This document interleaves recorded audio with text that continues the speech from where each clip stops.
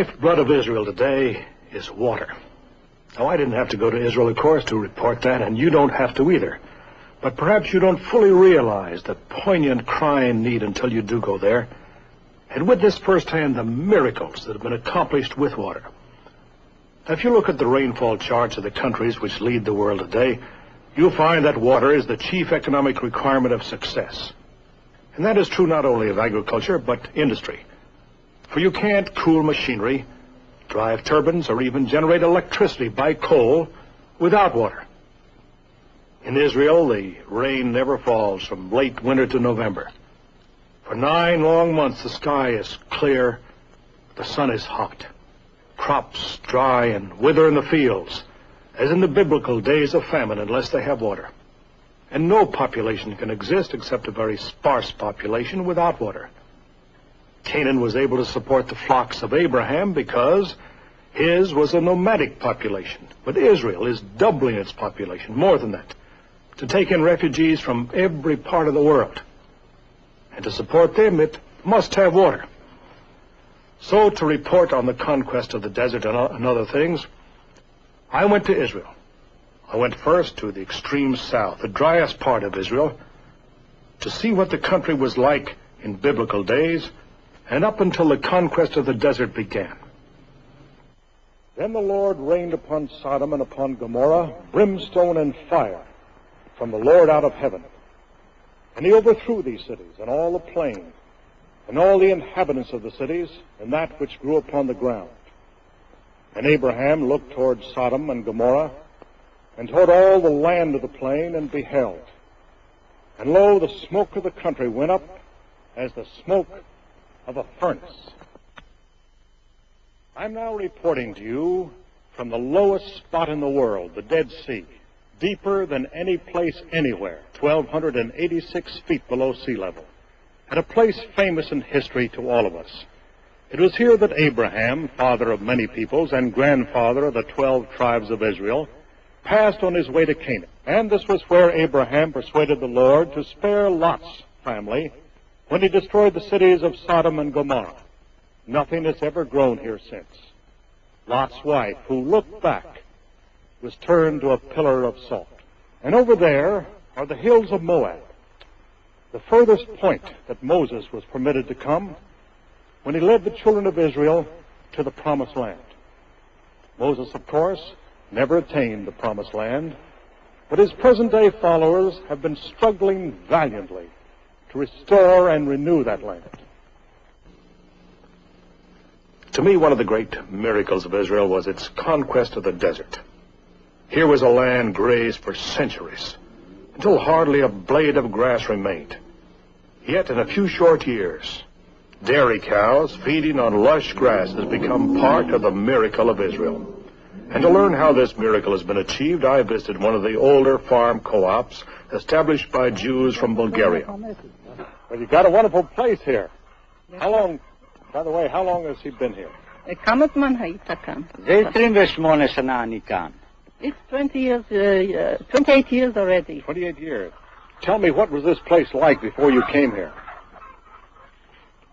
בשטח של האדמות הכבדות היה שטח של ביצות עם יתושי קדחת וצמחייה של גובה של 2.5 מטר של קנה סוף. It was all desert around, sand dunes, and near them swamps and ditches with reeds about 2.5 meters high. And we suffered a lot from malaria. Well, that's now over. The ditches and swamps have been practically all dried. And there are practically few mosquitoes that don't bother us too much. Tell me, what kind of crops do you raise here?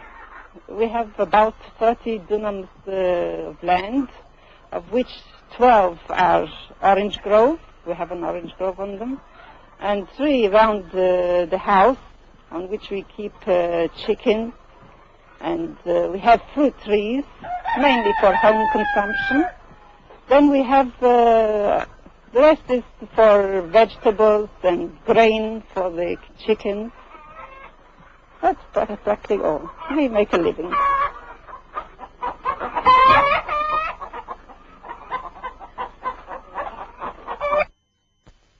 There is water in Israel, but for years it's been allowed to spill down to the sea unharnessed. So, first by steam shovel, the modern miracle of farm cultivation began. After ditches were dug, irrigation pipes were laid, miles of pipe, huge concrete pipe, carrying carefully hoarded water from the Yarkon River down to the desert of the northern Negev, where overhead irrigation has made the desert spring to life. Thus the crops have grown and increased and prospered, until Israel is on the way to being self-supporting. And the sheep don't have to search for water anymore. With all this has come a new generation of children, beautiful, healthy children, as well cared for as any I have seen. Children whose families once came from all parts of the world. The man in charge of settling families on the soil is Rannan Whites. We plan the villages according to special security pattern. You see the houses here, they are part of a vast settlement scheme which we put in the Negev, the southern part of Israel. And we find by trial and error how to plan a whole region, to put in the roads, the houses, the schools, to build up urban centers. And what's more, just imagine taking somebody, let's say from Casablanca, bringing him straight from the ship to the house. Next morning he goes to his job and there is somebody to teach him the job. And he has to keep his eye open because he's liable to be attacked every minute of the day or the night.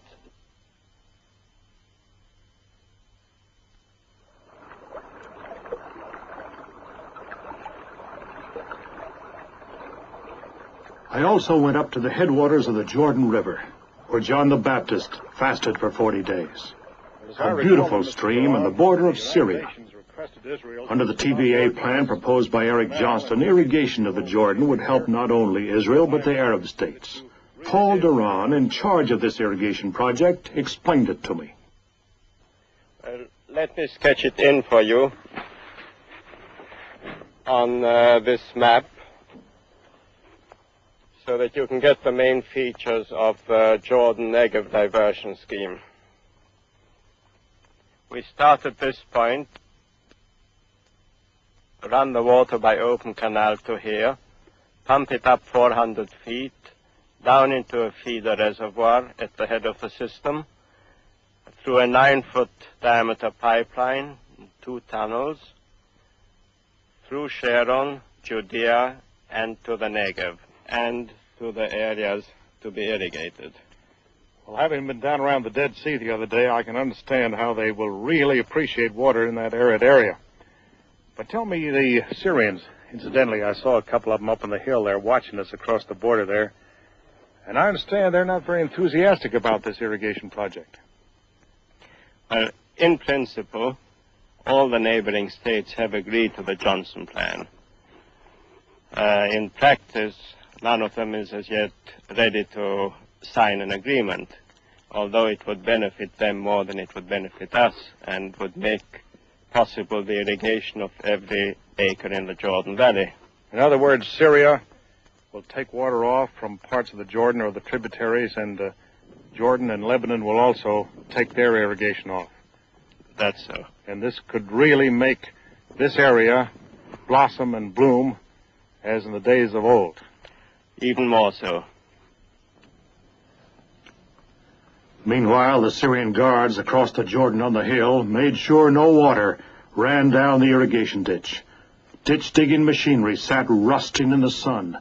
Idle since Syria protested the completion of this canal, while thorns flourished in the desert as the waters of the Jordan still flow wasted into the Dead Sea.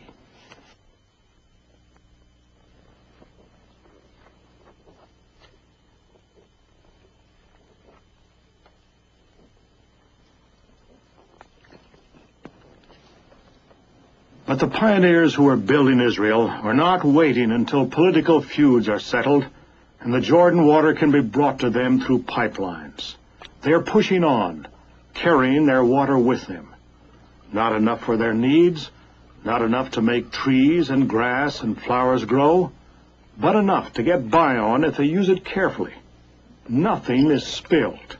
Every drop has to count.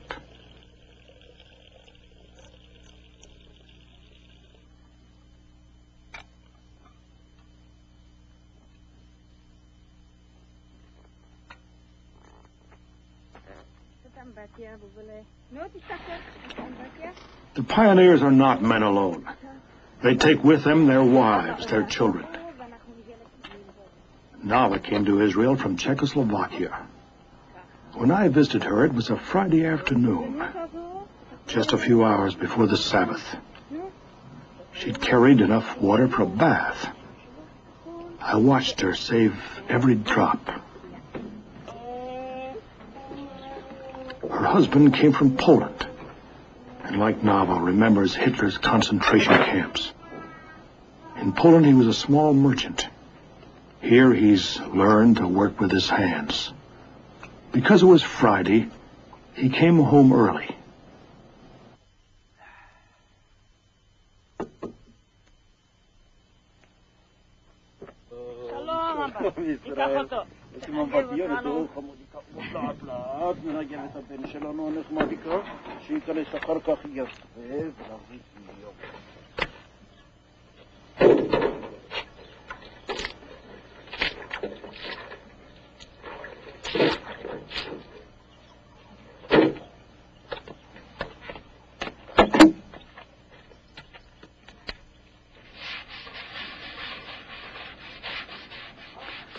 When I saw how hard Nava worked, when I realized how scarce water was, how she saved the baby's bath to scrub the front porch, I asked her if she wouldn't like to move.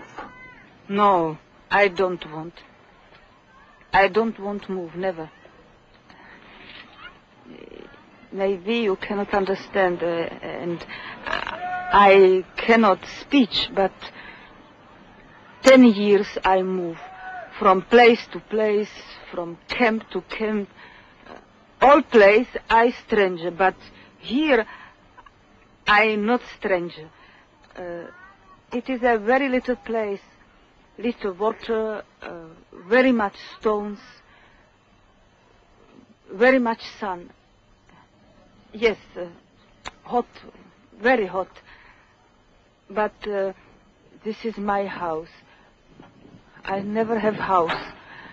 This is my house, the house of my husband and of my child.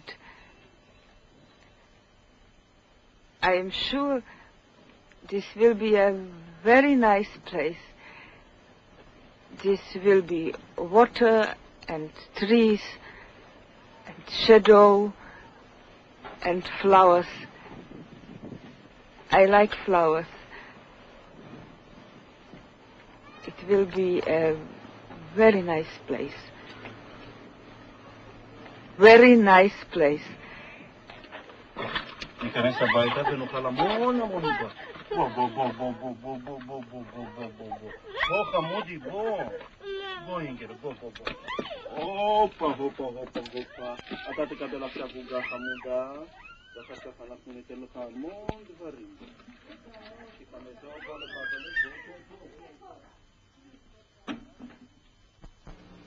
And so, like Nava and her husband, people of many countries have come to Israel to make it their new home. Anything I could say after Nava's simple eloquence, I'm afraid, would be very anticlimactic. Except perhaps to add that I was once in charge of a Quaker resettlement program in Yugoslavia after the First War, and I know something of the problem of putting refugees back on the soil. It's not easy. It takes patience, skill, courage, and money. In Israel, it's even more complicated because the people come from many different countries, and the problem of assimilating these 60 nationalities takes a lot more patience than any place else. But I can report very accurately that the conquest of the desert in Israel continues with the same drive and determination that conquered the frontiers of America.